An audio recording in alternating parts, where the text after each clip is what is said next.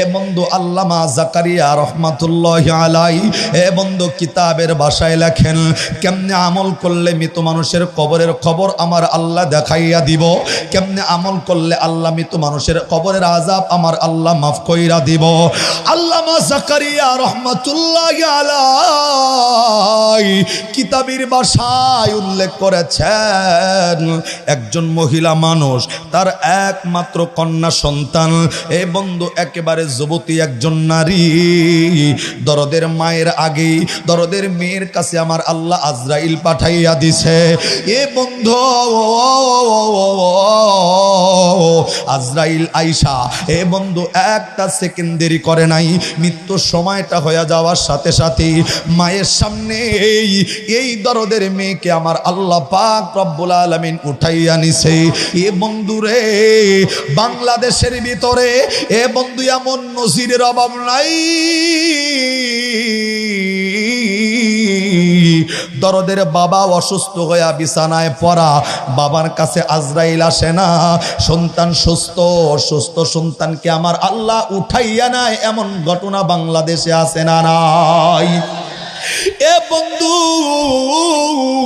এর জন্য কোরআনের বর্ণনা অনুযায়ী মৃত্যুর কোনো সীমা নাই, কোনো সময় সীমা উল্লেখ করা হয় নাই। এ বন্ধু লম্বা নয়, একটু দিলটা লাগাইয়া কথাগুলা শোনেন আমার ভাইরা, আমার বন্ধুগণ। একমাত্র মেয়েটা মৃত্যুবরণ করার পর দরদের মায়ের কলিজার ভিতরে এমন আঘাত লাগছে, এই মেয়েকে কবরে রাখার পরে এই দরদের মা আর ঘুমাইতে পারে না, এই দরদের মা আর খাইতে পারে না, এই দরদের মা আর চলতে ফিরতে পারে না। সন্তানের মায়া কলিজার ভিতরে এমন ভাবে ডুইকা গেছে গো। এ বন্ধু, এই মা সন্তানটি ছাড়া একটা রাত্রি বিছানায় ঘুমায় নাই, এক ওয়াক্ত খানা এই দরদের মা সন্তানরে ছাড়া খায় নাই। এ বন্ধু, এই সন্তান কবরে রাখার পর এই দরদের মা সন্তানের জন্য পাগল হইয়া এ বন্ধু শুধুমাত্র দাঁড়ে দাঁড়ে ঘুরতেছেন। আমার ভাইরা, 3টা দিন পার হইয়া গেছে এই দরদের সন্তান মৃত্যুবরণ করার পরে দরদের মা পাগল পারা হইয়া এ বন্ধু হুজুরদের দাঁড়ে দাঁড়ে ঘুরতেছিল। মনে করেন আপনাদের এই আইনগঞ্জ জামে মসজিদ বড় মসজিদের ইমাম সাহেবের কাছে আইসা হাজির হইয়া গেছে এই মহিলা মানুষ, এই আইনগঞ্জ ধামরাই এলাকার মহিলা মানুষটা এই মসজিদের সামনে আইসা এ বন্ধু হুজুর যখন মসজিদ থেকে বের হইছে, আস্তে করে এই মসজিদের ইমাম সাহেব হুজুর রে ডাক কয়, হুজুর আমি একটা বিষয় আপনার কাছে জানার জন্য হাজির হইছি। মসজিদের ইমাম সাহেব হুজুর ডাক কয়, কি বিষয় বলে দেন, বলে দেন। আস্তে কইরা এই মহিলা ডাক কয়, হুজুর আমার একমাত্র কলিজার টুকরা সন্তান গত 3টা দিন হইয়া গেছে অন্ধকার কবরের ভিতরে ঘুমাইয়া গেছে। এ হুজুর, আমার সন্তানটা কবরে ঘুমায়, যেই সন্তানটা ছাড়া একটা মুহূর্ত আমি থাকতে পারি না, যেই সন্তানটা ছাড়া আমি আরামের বিছানায় ঘুমাইতে পারি না, যেই সন্তানটা ছাড়া আমি এক ওয়াক্ত খাবার কোনোদিন খাই নাই, এক প্লেটে সবসময় খানা খাইতাম। আমার কলিজার ধল দুনিয়ার জমিন থেকে বিদায় নিয়ে আজকে 3টা দিন ধরে কবরের বাসিন্দা। এ হুজুর, আমি আপনাকে বলবো, আমার এমন একটা আমল আজকে শিখাইয়া দিবেন, এমন একটা আমল আমারে জানাইয়া দিবেন, যে আমলটা করার কারণে আমার মেয়ে কবরের ভিতরে কেমনে ঘুমায়, আমার আল্লাহ আমার মেয়ের সাথে কি আচরণগুলা করতেছে, আমার মেয়ে সুখে আছে না আমার মেয়ে দুঃখে আছে। এ হুজুর, এমন একটা আমল আমারে শিখান, যে আমলটা করার কারণে আমি মা হয়ে আমার দরদের মেয়ের কবরের অবস্থাটা দেখতে পারবো। একবার আওয়াজ করে জোরে জোরে কোন সুবহানাল্লাহ। এ বন্ধু, এই আইনগঞ্জ মসজিদের ইমাম হুজুর আস্তে করে এই মহিলারে ডাক কয়, মা গো আপনি আসছেন আমার কাছে দরদের মেয়ে কবরে কেমনে ঘুমায় এটা জানার জন্য, কিন্তু মাগো কোরআন এবং হাদিসের মধ্যে এমন কোন নির্দিষ্ট আমল নাই যে আমলটা করার কারণে মৃত মানুষ কবরে যাওয়ার পর তার কবরের যারা জানা যায়, তার কবরের অবস্থাটা জানা যায়। এমন কোন আমল আমার আল্লাহ কোরআনেও দেয় নাই, এমন কোন আমল আমার আল্লাহ হাদিসের মধ্যেও দেয় নাই। এ বন্ধুরে, যদি মৃত মানুষের কবরের অবস্থা জানার জন্য কোন আমল যদি আমার আল্লাহ পাক রব্বুল আলামিন দেখাইয়া দিত, কোন আমল যদি আমার আল্লাহ দেখাইয়া দিত, তাহলে প্রত্যেকটা মা বাবা পাগল সন্তান জীবনের সবটুকু শক্তি উজাড় করে শত কষ্ট সহ্য করে হলেও ওই আমলটা কইরা দরদের আব্বা আম্মার কবরের অবস্থাটা আগে জানতো। কথা কন ঠিক কিনা? এ বন্ধু, বাংলাদেশের ভিতরে কত মানুষ দরদের মায়ের জন্য পাগল, বাবার জন্য পাগল। এ বন্ধু, অনেক মা দেখবেন সন্তান মৃত্যুবরণ করার কারণে মা একেবারে সারাটা জীবন ওর জন্য পাগল হয়ে রয়েছে। এ বন্ধু, দরদের মায়া, সন্তানের মায়া সহ্য করতে পারে নাই। এই আইনগণ ইমাম সাহেব হুজুর যখন বলছেন মা গো, এমন কোন আমল নাই যেই আমলটা করার কারণে আল্লাহ পাক রব্বুল আলামিন মৃত মানুষের কবরের অবস্থাটা দেখাইয়া দিব। এই মহিলা, এ বন্ধু, তার অন্তরের ভিতরে কথাটা শুই না তৃপ্তি আসে নাই। এ হুজুর, আমি তো জানাই লাগবো আমার মেয়ে কবরে কেমনে ঘুমায়, আমার তো জানতেই হবে, জানতেই হবে। ওই মহিলা মনে মনে চিন্তা করছে, এটা তো এই মসজিদের ইমাম, আমি যদি আরো বড় মসজিদের ভিতরে চলে যাই, আরো বড় মুফতি সাহেবের কাছে যদি চলে যাই, আরো বড় মুহাদ্দিসের কাছে যদি চলে যাই, হয়তো এটার একটা সমাধান বের হইয়া যাবে। এ বন্ধু, এই মহিলা বাড়িতে বসে নাই, এই মসজিদের ইমাম সাহেব কথাটা নেওয়ার পরেও বের হইয়া গেছি আর একটা শহরের সবচাইতে প্রাণ কেন্দ্র মসজিদের ইমাম সাহেবের জন্য বাহিরে অপেক্ষমান। এ বন্ধুরে, মসজিদের ইমাম যখন নামাজ থেকে বেরোইছে, এই মহিলা গিয়া ডাক কয়, হুজুর, আমি আপনার কাছে একটা বিষয় জানার জন্য হাজির হইছি, আপনার কাছে একটা বিষয় জানার জন্য উপস্থিত হইয়া গেছি। আস্তে কইরা ওই বড় কেন্দ্রীয় মসজিদের ইমাম সাহেব হুজুর এই মহিলারে ডাক কয়, আমাগো কি কি বিষয়, কোন বিষয়, কোন মাসআলা আমারে জানাইয়া দাও। এই মহিলা আস্তে করে ডাক কয়, হুজুর, কোনো মাসআলা নয়, আমি একটা শুধুমাত্র আমল আপনার কাছে জানতে আসছি। আস্তে করে মহিলা ডাক কয়, হুজুর, আমি একটা আমল কি আমারে আপনি জানাইয়া দিতে পারবেন? এ বন্ধু, হুজুর ডাক বলছেন, কোন আমল, কোন আমল? আস্তে করে মহিলা ডাক কয়, হুজুর, গত কয়েকটা দিন পার হইয়া গেছে, আমি আমার সন্তানরে কবরের ভিতরে রাখছি। আমার একমাত্র কলিজার টুকরা সন্তান ধামরাইয়ের মাটিতে ঘুমাইছেন, আমার একমাত্র কলিজার টুকরা সন্তান আইঙ্গনের কবরস্থানের ভিতরে ঘুমাইয়া গেছে। যেই মেয়েকে ছাড়া একটা মুহূর্ত থাকি নাই, এক ওয়াক্ত খানা আমার মেয়ের ছাড়া খাই নাই, এক বিছানা ছাড়া কোনোদিন ঘুমাই নাই, আমার ওই মেয়েটা কবরে কেমনে ঘুমায়, আমার মেয়ের জন্য আমার কলিজাটা ছটফট করতেছে। এ ওজরাও, এমন একটা আমল আমারে শিখাবেন যে আমলটা করার কারণে আমার আল্লাহ পাক রব্বুল আলামিন আমার মেয়ের কবরের অবস্থাটা আমার আল্লাহ রব্বুল আলামিন দেখাইয়া দিবে। আওয়াজ করে জোরে কোন সুবহানাল্লাহ। এ বন্ধু, সময় একেবারে অল্প, দিল লাগান লম্বা নয়। এ বন্ধু, ওই জায়গার থেকে মসজিদের ইমাম সাহেব ডাক কয়, এ মা গো, আসলেও কোরআন এবং হাদিসের ভিতরে এমন কোন নির্দিষ্ট আমল আমার আল্লাহ নির্ধারিত কইরা দেয় নাই যে আমলের কারণে মৃত মা বাবার কবরের অবস্থা জানা যাবে। এ বন্ধুরে, একে একে কয়েকবার জিজ্ঞাসা করার পরেও ওই মসজিদের ইমাম সাহেব বড় হুজুরের কাছ থেকেও কোনো সমাধান আসে নাই। এ বন্ধু, মনে করেন জোহরের নামাজ চলে গেছে, আসরের নামাজের পরে ওই মহিলা ওইখান থেকে সরে নাই, কারণ সন্তানের মায়া এতটাই পাগল। আসরের নামাজে আবার হুজুরের ডাক কয়, হুজুর, আমলটা কিন্তু আমারে জানাইয়া না দি না। এ বন্ধু, বন্ধু লম্বা চূড়া কথা অতি সংক্ষেপ করে দিলাম। আস্তে করে ওই ইমাম সাহেব হুজুর ডাক দাও, মা গো আমি তোমারে আমলটা বলে দিতে পারবো না, কিন্তু এমন একজন মানুষের কথা জানাইয়া দিতে পারি। হয়তো তুমি যদি ওই মানুষটার কাছে চইলা যাও, যে কোনো একটা ব্যবস্থা হয়তো আল্লাহর পক্ষ থেকে হয়ে যাবে। আস্তে করে ডাক দাও, কয় হুজুর কোন মানুষকে সে? হে বন্ধু ওই বড় মসজিদের ইমাম আস্তে করে ডাক দাও, কয় মা গো এই জামানার সব চাইতে একটা বড় বুজুর্গ এখন দুনিয়ার জমিনে জীবিত, আল্লাহওয়ালা একজন মানুষ দুনিয়ার জমিনে জীবিত, তিনি কে? এই বড় মুফতি সাহেব হুজুর ডাক দাও, কয় তিনি আর কেউ নয়, আমার আল্লাহ পাক রব্বুল আলামিনের একজন মেহমান হযরতে হাসান বসরি রহমাতুল্লাহি আলাইহি। একটু আওয়াজ করে জোরে কোন সুবহানাল্লাহ।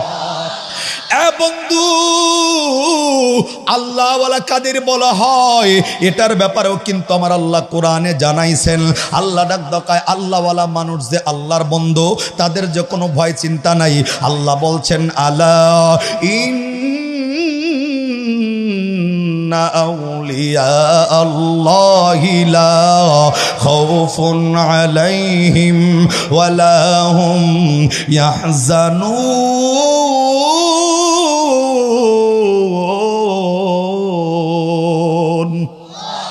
আর একটু জোরে জোরে জোরে আল্লাহ ডাক দেখায় যে সমস্ত মানুষ আমি আল্লাহর ইবাদত করে, আমি আল্লাহর সান্নিধ্য যারা অর্জন করে, যারা আমি আল্লাহ পাক রব্বুল আলামিনের ওলি হইয়া যাবে, আমি আল্লাহর সান্নিধ্য অর্জন করতে পারলেই তারা আল্লাহর ওলি হবে। আর আল্লাহর ওলি যারা হবে, মাহবুব বান্দা যারা হবে, আল্লাহ ডাক দেখায় লা খাউফুন আলাইহিম ওয়ালা হুম ইয়াহজানুন, তাদের কোনো ভয় নাই, তাদের কোনো চিন্তা নাই। কোরআনের ভিতরে জানাইয়া দিছেন কে? এ বন্ধুরে এই মহিলা হাসান বসরির কথাটা শুইনা, হাসান বসরি রহমতুল্লাহি আলাইহির কথা শুইনা দেরি করে নাই। কয়েকটা দিন ঘোরাঘুরি করার পর হাসান বসরি রহমতুল্লাহি আলাইহির বাড়ির সামনে গিয়া হাজির। এ বন্ধু হুজুরের সামনে গিয়া হাজির হইয়া হুজুরের লগে দেখা কইরা আস্তে করে ডাক দেখায়, হুজুর কয়েকটা দিন অপেক্ষার প্রহর গুনতেছি, কয়েকটা দিন খাওয়া নাই, ঘুম নাই, ঠিক মতো চলাচল নাই। এ বন্ধু এই মহিলা ডাক দেখায়, হুজুর আমি আপনার কাছে হাজির হওয়ার পিছনের একটা কারণ। হাসান বসরি রহমতুল্লাহি আলাইহি ডাক দেখায়, কি কারণ?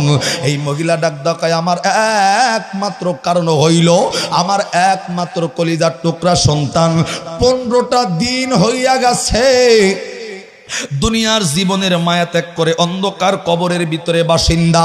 এ হুজুর আমার সন্তানের মায়ায় আমি অতিষ্ঠ, আমার সন্তানের মায়ায় আমি অস্থির, আমার কলিজার টুকরা সন্তান রে ছাড়া ঘুমাই নাই, খাই নাই, এত মায়া আমার কলিজার মধ্যে। কিন্তু 15টা দিন আমি কেমনে কাটতেছি জানে না, আমার মা আমার দরদের মেয়ে কেমনে ঘুমায় কবরে জানি না। হুজুর আপনার কাছে আসার একমাত্র কারণ, অনেক উলামায়ে কেরামের কাছে গেছি, কেউ সফলতা কোনো মেসেজ দিতে পারে নাই। হুজুর আপনার কাছে আসার একমাত্র কারণ হইল আমার এমন একটা আমল আজকে শিখাইয়া দিবে, যে আমলটা আমি করব, এই আমলটা করার কারণে আমার আল্লাহ জানা আমার মেয়ের কবরের অবস্থা আমার আল্লাহ দেখাইয়া দেয়। এ বন্ধু সর্বশেষ চেষ্টা হযরতে হাসান বসরি রহমাতুল্লাহি আলাইহি এই মহিলার কথাটা শুইনা এই মসজিদের ইমাম যেটা বলছে, কেন্দ্রীয় মসজিদের ইমাম যেটা বলছে, হাসান বসরির জবান দিয়া সেম কথা ডাকদা বলে, এ মহিলা, এ মহিলারে শুনে নাও, শুনে নাও, কোরআন এবং হাদিসের মধ্যে এমন কোন নির্দিষ্ট আমল নাই যেই আমলটা করার কারণে মৃত মানুষের কবরের অবস্থা আমার আল্লাহ দেখাইয়া দিবে। এ মহিলার এমন কোন নির্দিষ্ট আমল কিন্তু নাই। এই মহিলা চোখের পানি ছাইরা দিয়া এ বন্ধু হাসান বসরি রহমতুল্লাহি আলাইহি রে ডাক দেখায়, হুজুর 15টা দিন পার হইয়া গেছে, আমি আমার মেয়ের কবরের অবস্থা জানার জন্য পাগল। হুজুর অবশ্যই অবশ্যই আমার একটা আমল বলে দেওয়া লাগবে। এ বন্ধু লম্বা চূড়া কথা আমি লম্বা করছি না, অতি সংক্ষেপ, আরো সংক্ষেপ করে বলি। হাসান বসরি বারবার বলার পরেও মহিলা মানে না।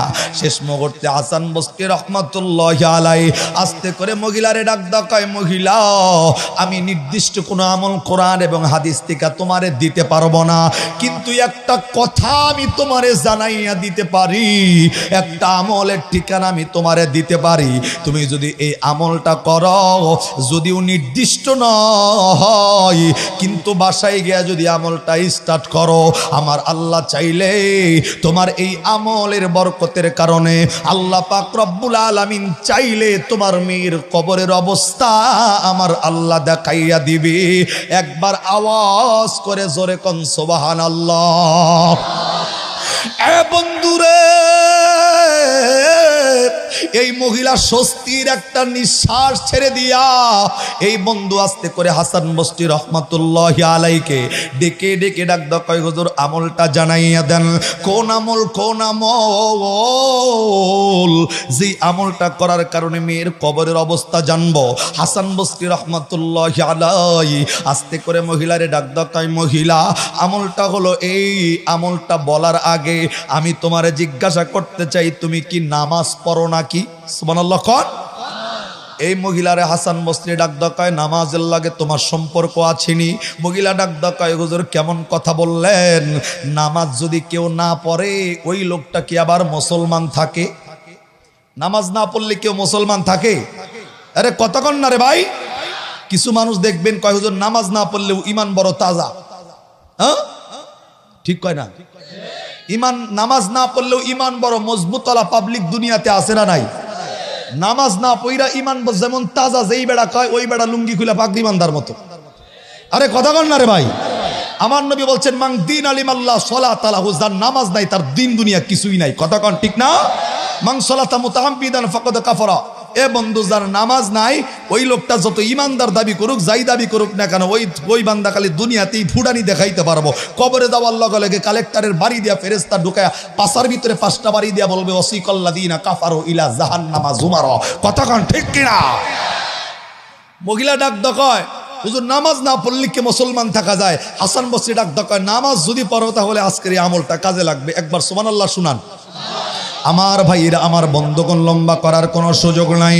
আস্তে করে হাসান বসরি রহমাতুল্লাহি আলাইহি এ বন্ধু এই মহিলারে ডেকে ডেকে ডাক দাও, মহিলা বাড়িতে চইলা যাইবা, এশার নামাজটা আদায় করবা। ভালো করে দিল লাগান। হাসান বসরির জবানের বর্ণনা আল্লামা জাকারিয়া রহমাতুল্লাহি আলাইহি কিতাবের ভিতরে লেখেন, হাসান বসরি রহমাতুল্লাহি আলাইহি এই মহিলারে ডাক দাও, বাড়িতে গিয়া এশার নামাজটা আদায় করবা। সুন্দর একটা বিছানার ভিতরে যতক্ষণ পর্যন্ত ঘুম না আসবে ওই বিছানার করে বসবা। এ বন্ধু, হাসান বসরি আরো ডাকদা জানায় দেয়, এশার নামাজটা আদায় করার পর অতিরিক্ত 4টা রাকাত নামাজ পড়বা। আমি নিয়মটা শিখাই। জোরে বলেন কয় রাকাত? আওয়াজ দিয়া মনে রাখার লক্ষ্যে জোরে বলেন কয় রাকাত? হাসান বসরি রহমাতুল্লাহি আলাইহি আস্তে করে ডাক দাও, মহিলা রে এশার নামাজটা কমপ্লিট কইরা 4 রাকাত নামাজ পড়বা। আমি একটা নিয়ম শেখাবো। মহিলা ডাক দাও, হুজুর কোন নিয়ম? আস্তে করে হাসান বসরি ডাক দাও, 4টা রাকাত নামাজে দাঁড়াইয়া 1 নম্বরে প্রথম রাকাতে সূরাতুল ফাতিহা তেলাওয়াত কইরা, পরের রাকাতে সূরাতুল আনকাবুত তেলাওয়াত করবা, সূরাতুল আলাম নাশরাহ তেলাওয়াত করবা, আলাম নাশরাহ তেলাওয়াত করবা পরের রাকাতে।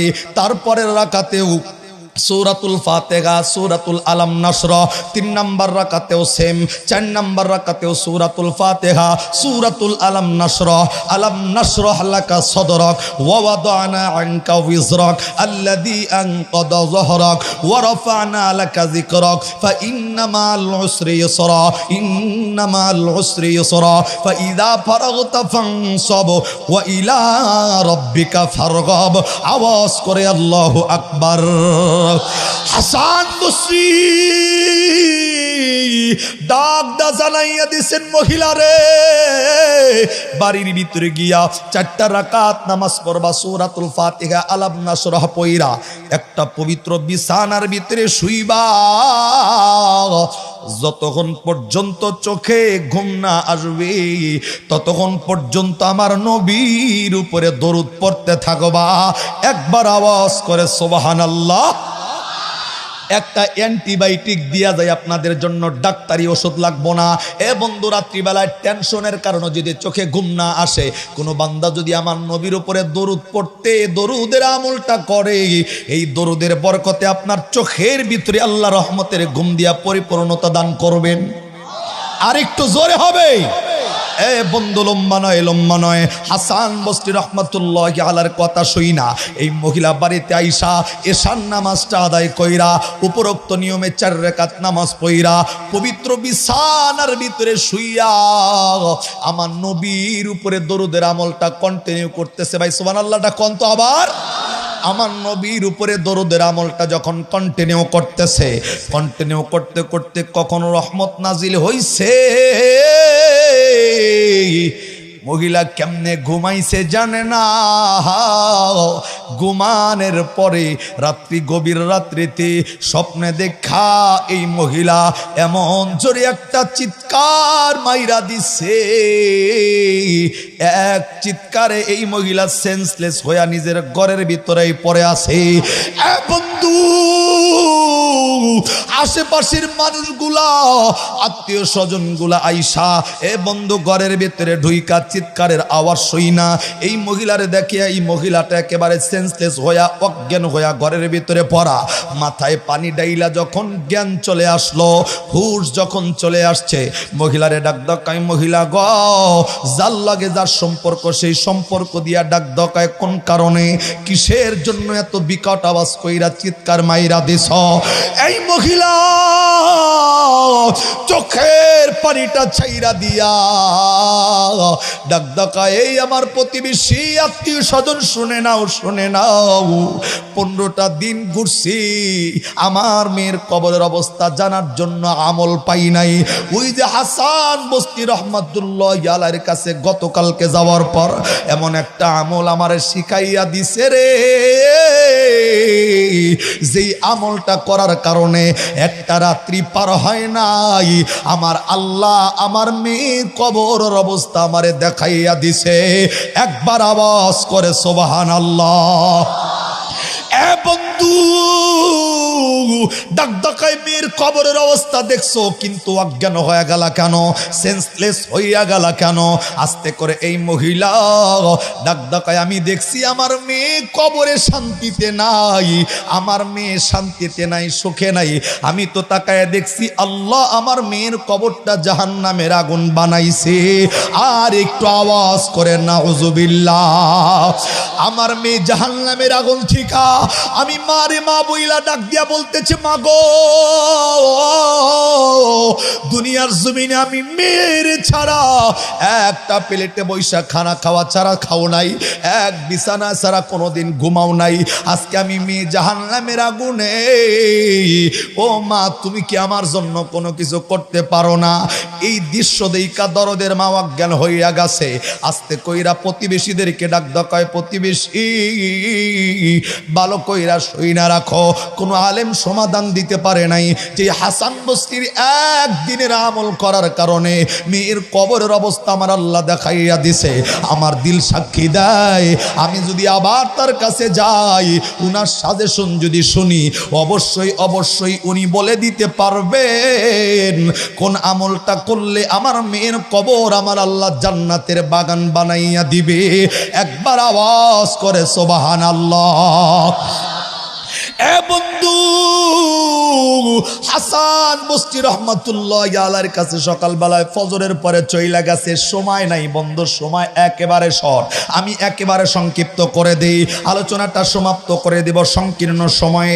ফজরের নামাজের পর হযরত হাসান বসরি রহমাতুল্লাহ আলাইহির কাছে গিয়া হুজুরের কাছে চোখের পানি ছাইরা দিয়া ডাকদা বললেন, হুজুর এমন একটা আমল শিখাইয়া শিখাইয়া দিচ্ছেন। আমলের জন্য 2 দিন 5 দিন অপেক্ষা করা লাগে নাই, এক আমলের বরকতে আল্লাহ তো আমার মেয়ের কবরের অবস্থা দেখাইছে। হাসান বসরি ডাক দেখায়, তাহলে কান্না করো কেন? ডাক দেখায়, হুজুর আমার মেয়েরে তো আমি দেখছি আমার মেয়েটা জাহান্নামের আগুনের ভিতরে জ্বলতেছে। বন্ধু, কোন মা কিন্তু দরদের সন্তানের কষ্ট সহ্য করতে পারে না, কথা কোন ঠিক কিনা? বন্ধুরে দেখবেন ছোট্টবেলায় সন্তান অসুস্থ হইয়া বিছানায় পড়া, আল্লাহর কাছে হাত তুইলা দিয়া দরদের মা ডাক দেখায়, আল্লাহ আমার হায়াতটা নিয়া হইলেও আমার সন্তানের অসুস্থ ভালো কইরা আমার সন্তানরে হায়াত বাড়ায়া দাও, কথা কোন ঠিক কিনা? বন্ধু, আলোচনা লম্বা করতে গেলে চোখের পানি ধরে রাখা সম্ভব হবে না। বন্ধু, ওই দিকে যাওয়ার আজকে কোনো সুযোগ নাই। আমার ভাইরা, হাসান বসরি ডাক দেখায়, হুজুর আমারে এমন একটা আমল এখন শিখাইয়া দিবেন যেই আমলটা করার কারণে আল্লাহ পাক রব্বুল আলামিন আমার মেয়ের কবরের অবস্থা আমার আল্লাহ উন্নত করে দিবে, মেয়ে জাহান্নামের আগুন থেকে মুক্তি পাইয়া যাবে। হাসান বসরি ডাকদা জানায় দেয়, এই ব্যাপারে নির্দিষ্ট আমল আছে। কবরের অবস্থা জানার জন্য আমল না থাকলেও মানুষের কবর জান্নাতের বাগান বানানোর জন্য আমল শিখাইয়া দিছেন কে? আর একটু জোরে বলেন কে? বন্ধু, সেই আমলগুলো পবিত্র কোরআনে সূরাতুল মুনাফিকুন 28 নম্বর পারার 14 নম্বর পৃষ্ঠার 12 নম্বর লাইনের 10 নম্বর আয়াত তেলাওয়াত করার আগে বন্ধু আলোচনা শেষ করব।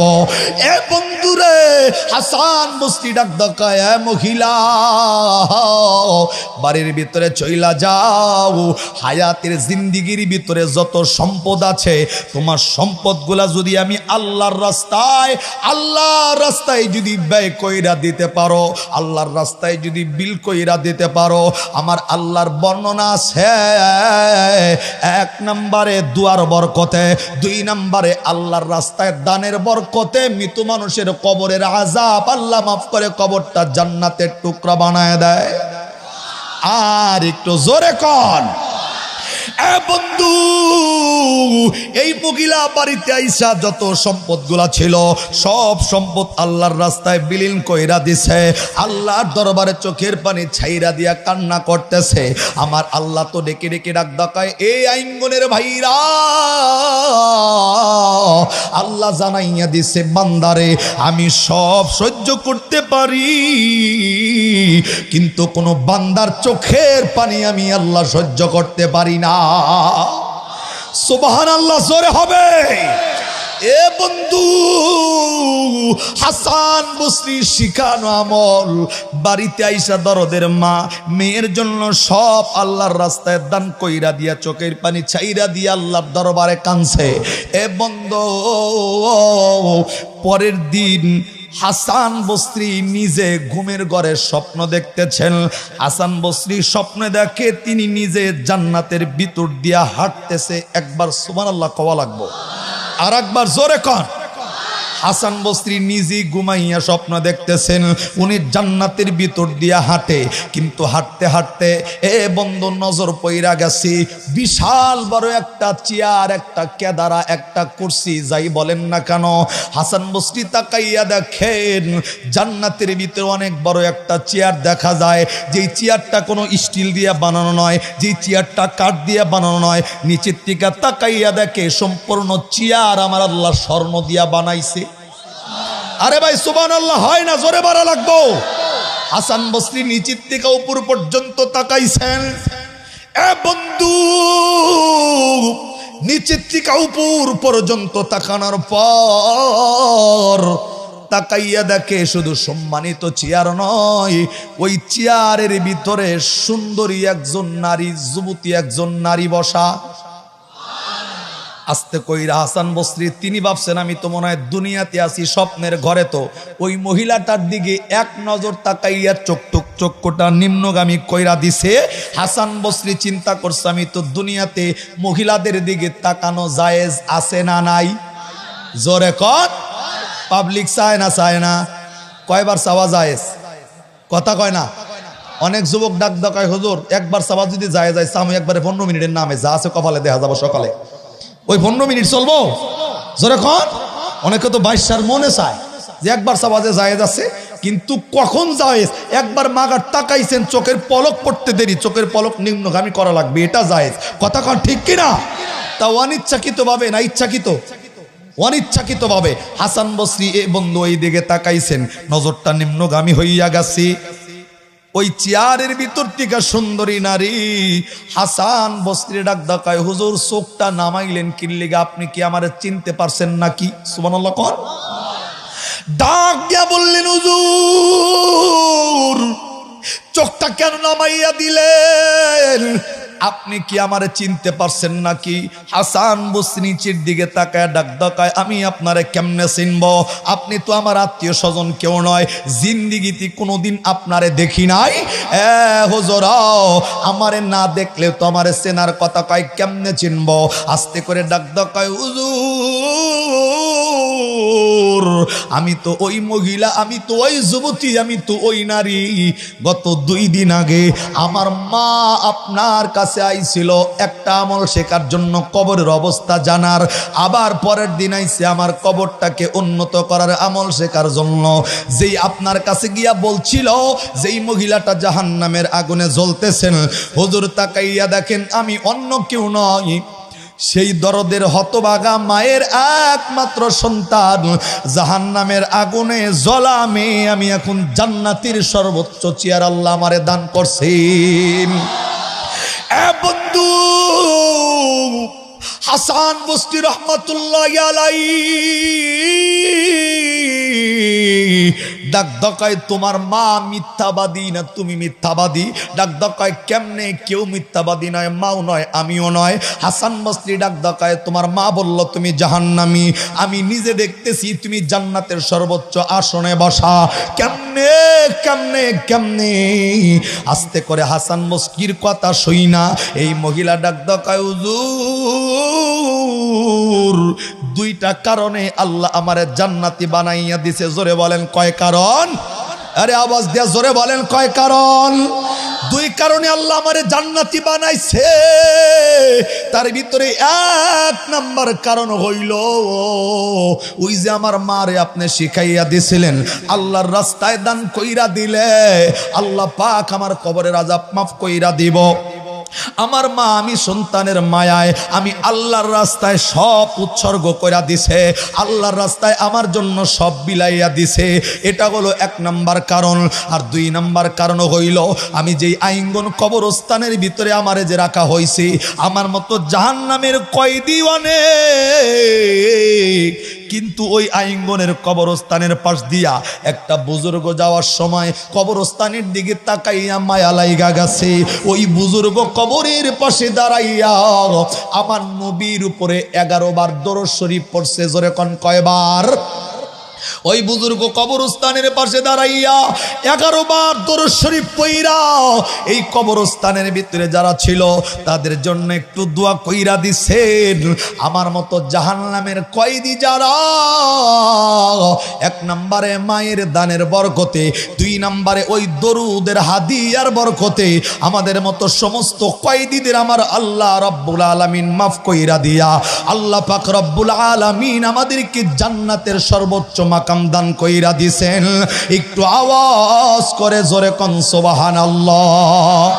এ বন্ধু, এর জন্য আপনার জন্য 3 নম্বরের পুরস্কার হইল, আল্লাহ ডাক ডাকায় ওয়া আনফিকু মিম্মা রাযাকনাকুম মিন ক্বাবলি আন ইয়াতিয়া আহাদাকুমুল মাউত ফায়াকুল রাব্বি লাউলা আখখারতানি ইলা আজালিন করিবিন ফাআসাদদাক ওয়া আকুম মিনাস সলিহিন।